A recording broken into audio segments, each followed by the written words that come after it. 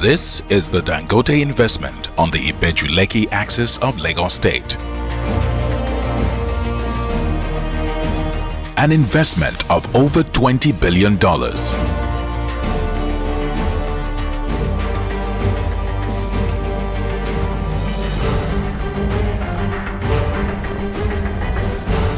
The biggest private investment in Africa.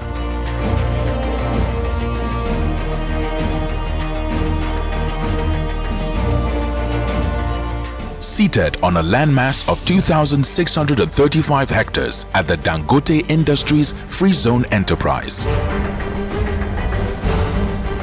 A project that once could only be imagined now stands firm as an economic game changer.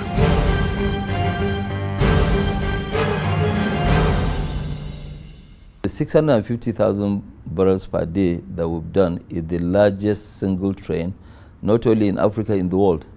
And we just wanted to make a point, and which we have now, achieved. We ourselves sometimes don't believe that we've done what you're seeing in Lekki. The landmass 7 times the size of Victoria Island, where one of the world's biggest dredging exercise occurred. 65 million cubic meters of sand dredged, costing approximately €300 million. But that level, finished level, required a hell of a lot of dredging to be done in this plant. So the world's biggest dredgers were here. And for about 18 months odd, the plant was leveled up. This is probably an exercise of its own kind. This masterpiece is the Dangote Petroleum Refinery and Petrochemical Plant located in Dangote Industries Free Zone Enterprise, Ibeju-Lekki, Lagos. To describe this project, honestly, it takes guts, it takes a vision, and it's the vision of one man, which is absolutely extraordinary to witness it. And it's really a vision of one person. To bring this to life, it's really a wonder of the world. A 650,000 barrel per day capacity plant, more than enough to meet Nigeria's petrol needs and enough to export. Dangote Petroleum and Petrochemical Company developed a port. Constructed 2 quays with a load-bearing capacity of 25 tons per square meter to bring over dimensional cargoes close to the site directly.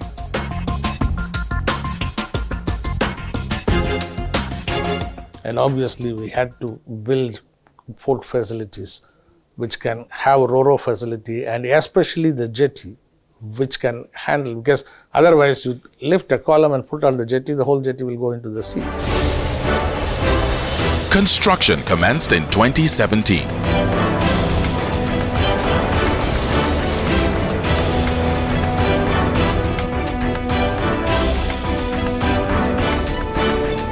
Over 2,570 pieces of various equipment was brought to enhance the local capacity for site works, as companies in-country were unable to handle some portions of its requirements. To add to the current capacity in Nigeria, 340 cranes were brought to support the project.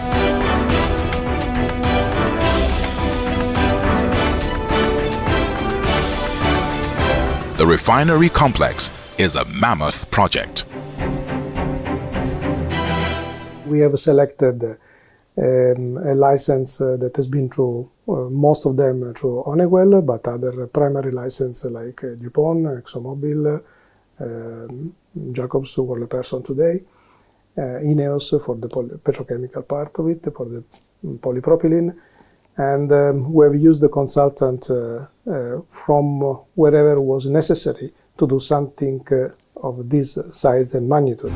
With the largest single order of 5 SPMs anywhere in the world, the refinery has a self-sufficient marine facility with the ability for freight optimization. The operation of the refinery starts with the SPM, a single-point mooring system anchored 25 kilometers into the high sea. It supplies crude to the refinery through subsea pipelines that terminates here at the Dangote trestle.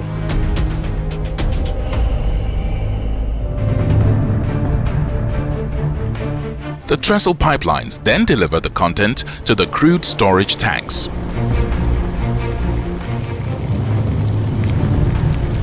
There are 16 of these tanks, with each holding 120 million liters in capacity. Onwards to this massive crude distillation unit.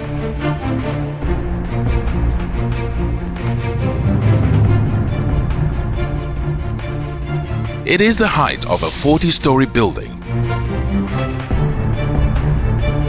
and the weight of 320 adult elephants.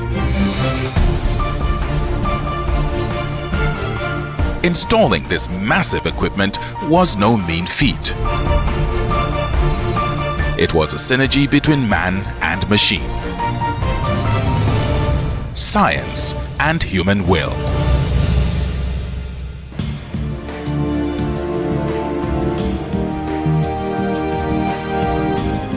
Out of the crude distillation tower comes unfinished products as light gases, naphtha, kerosene, light diesel and heavy diesel, as well as atmospheric residue. This is the MS block, where the gasoline blended components are further refined.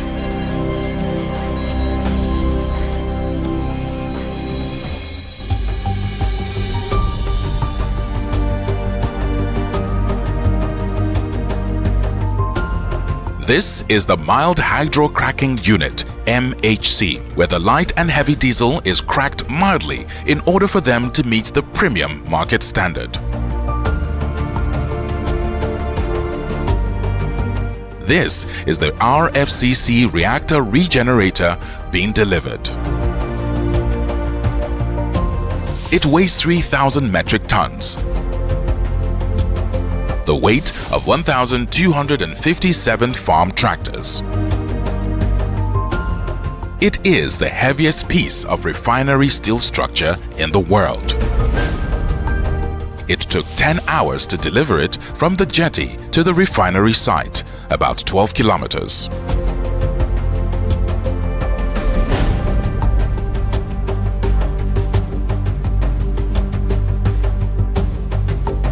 The RFCC produces a very important petrochemical precursor called propylene.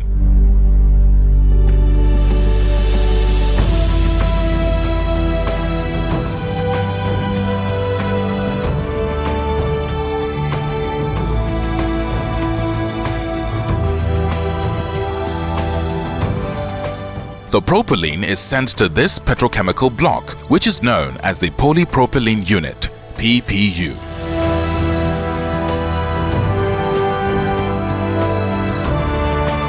Where it is further refined and sent to this bagging unit, ready to be bagged for supply.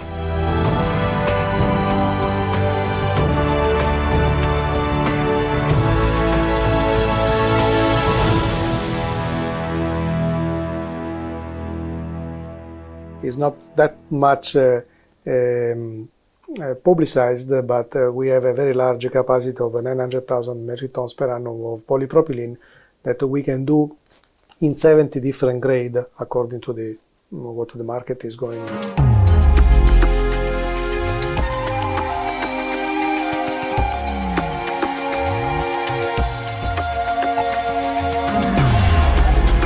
The plant also recovers sulfur through the Sulfur Recovery Unit, SRU.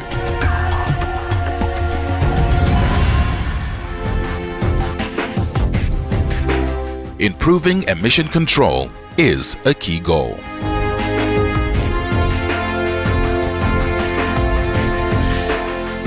This effluent treatment plant treats all liquid effluent streams generated within the refinery, and part of the treated effluent is reused for DM water generation within the refinery. The effluent treatment plant comprises of the process effluent chain, contaminated rainwater treatment chain, sanitary effluent treatment chain, and the spent caustic treatment chain. I was very happy that Dangote was more than conscious about the environmental protection. I can vouch my entire experience on this, that this is one of the most environment-friendly plant in the world. All of these speak emphatically about the Dangote culture of excellence, efficiency, and taking cognizance of the environment. The refinery complex generates its own power. This 435 megawatts power plant in the refinery will be able to meet the total power requirement of Ibadan Disco, an output covering the 5 states of Oyo, Ogun, Osun, Kwara, and Ekiti.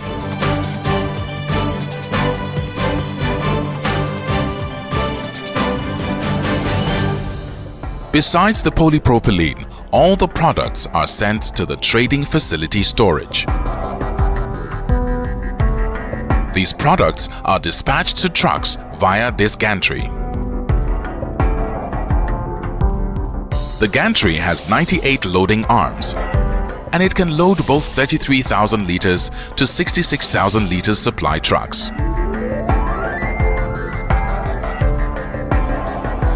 In the course of the civil works, some days 700 piles were drilled daily, and the total number of piles came to 250,000. It is easier building a refinery in Asia or in the Middle East than building in Nigeria, because in Nigeria there's actually, or in Africa, there's no infrastructure. So when we were looking for cranes, we couldn't get cranes to even hire. When we were looking for rigs to do the piling, we ended up between stone columns and pilings that go up to about 35 meters. You're talking about 250,000 piles and stone columns. The concrete requirement for this project is enough to pave the entire 720 kilometers of federal roads in Lagos.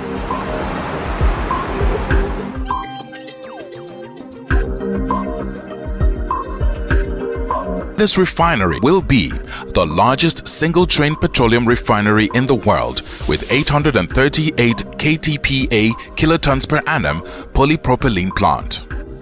Largest subsea pipeline infrastructure in any country in the world to handle 3 billion standard cubic foot of gas per day. World-scale gas treatment stations. World-class petrochemical complex. The steel structure already prefabricated, drilled and pre-cut for the pipe rack only is in excess of 150,000 tons of steel, without considering the steel that has been utilized for the storage tank, which alone is about 600,000 tons, without mentioning the steel involved with the building of the equipment or of the pipes. The pipes alone is in excess of 3,000 kilometers, which is giving you the possibility to go probably from here to the north of Nigeria and almost coming back. Everything in this plant, by way of size, is the first. It is the single largest single-train refinery in the world. There is no column which can process 650,000 barrels per day in one column, first of its kind.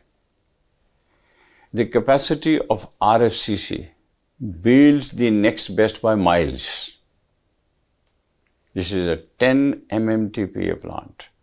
Maximum which you have seen is 6, 7. This is way ahead of that. And to add to that, this is an RFCC. This is a lot more complex one. You have probably one of the biggest hydrocrackers designed on a mild hydrocracking route, about upwards of 7.5 million tons capacity. One of the biggest MS blocks which you can have in the world. The towers which you see, the sizes of the furnaces, the reactor regenerator, it has touched the elastic limits of mechanical design.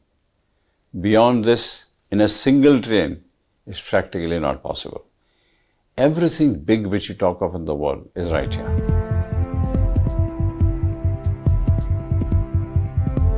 Dangote Petroleum Refinery can meet all of Nigeria's requirement of all petroleum liquid products 100%.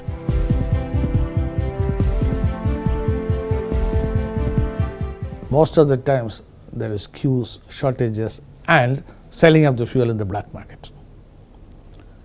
And once, any item is a question of supply and demand.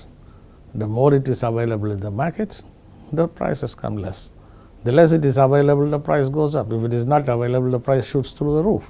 So when you have consistent quantity of fuel available locally, because we are going to export too, so there is going to be more than enough fuel available in the country. The Dangote Petroleum Refinery has employed over 30,000 Nigerian personnel on site, and the current ratio of Nigerians to expatriates on the project is 93% Nigerians to 7% expats. And over 600 million man-hours has been put in. At the peak of this project, in terms of direct labor, from engineering to procurement to construction, the project employed at various stages over 150,000 people across diverse nationalities and across various continents. A total of 900 Nigerian engineers are being trained in engineering, design, and design of the refinery outside the country. I came in through the graduate engineer training program, and then the program is such that when young engineers are recruited fresh out of school, they're sent to India for hands-on training in a working refinery. The refinery is still under construction, so we have to get you in a working refinery. So we trained there for about 6 months, and then we're back to inculcate the skills that we've learned in that refinery, into our refinery. And now the good thing about it is coming back, for someone like me and some other person that have been here, the good thing about it is coming back, meeting the construction phase. There are a lot of disciplines going on. So it's multidisciplinary skills that we're getting. You can see the electrical, instrumentation, process as well. So it's a great experience for each and every one of us, because you're not just learning your own side, you're getting to learn integration of all engineering fields. I was part of the project execution team at the construction of the crude storage tank. So I witnessed the foundation laying, the cable laying for the cathodic protection of the tank, the bottom plates, the erection of the shell plates. It's so fascinating, and I consider it a rare opportunity. Skills transfer also is huge. As you saw, a lot of the engineers went and got trained in India. That they come back and train the trainer, as they say, or train other people. And that keeps going on. It's a cascading effect of training and skills transfer. And that will be ongoing because, again, this is oil and gas, right? And it goes beyond what we see here today. The Dangote Refinery and Petrochemical Plant is very serious about local content development. In the last 6 years that we actually had execution of the project, we've had tremendous increase in employment around this corridor, and I'm sure also local suppliers have enjoyed tremendous benefit from it. They've had to employ people and generate wealth amongst themselves. The refinery will create over 100,000 direct and indirect jobs and provide constant trainings for all its engineers. The Dangote Refinery Plant is a legacy project that will see Nigeria netting $21 billion per annum. There's no doubt in my mind that if other Nigerians take it as a commitment, all right, to ensure that we were able as a nation to provide for our own needs. As the Dangote Industries Limited continues to execute its vision, a vision invested in the future of Nigerians and Nigeria. There is only one goal: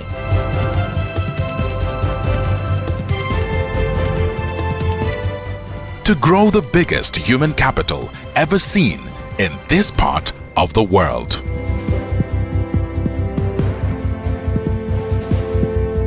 Well, what I want to share with Nigerians is actually to show my personal gratitude and that of also the Dangote Group for all the assistance that we got from the President, from the federal government, of Nigeria, from even the president-elect, because he also set the face by creating the Lekki Free Trade Zone as part of his, dream.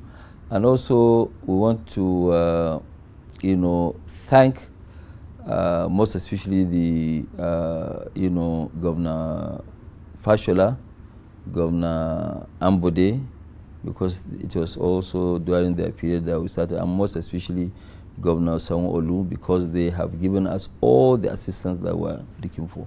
The bankers that, participated in the consortium of this, and they've been of a great, help, and all of them really tried. I don't want to even pick one or so, but one of a special that has actually given us a lot of advice and I will mention just the top, all of them, they've done very well, right from, Afrexim Bank, led by Orama, Access Bank, Zenith Bank, GT, all our local banks that participated, they have actually done a fantastic job. They've given us all the support that is humanly possible. And so I want to show my personal gratitude to what they've done to us. We thank all Nigerians for giving us the support, which they are too numerous to mention.